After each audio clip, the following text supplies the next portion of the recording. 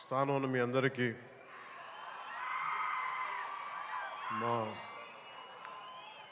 దీన్ని టీవీలో చూస్తున్న తెలుగు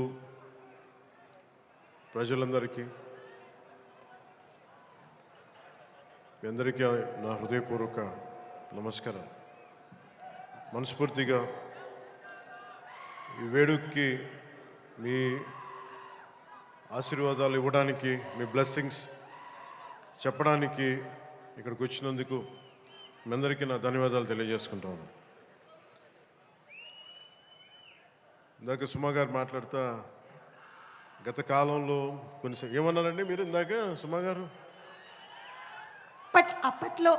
అప్పట్లో లేదండి, అంటే మెల్లిగా నన్ను బీసీ ఎరాలోకి పెట్టేశారండి.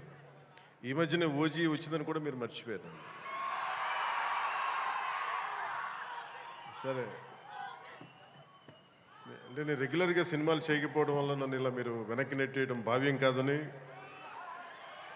బల్లగుద్ది మరీ ఈ సందర్భంలో మీకు తెలియజేస్తాను.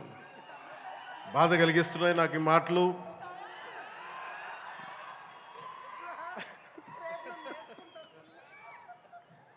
సరదాగా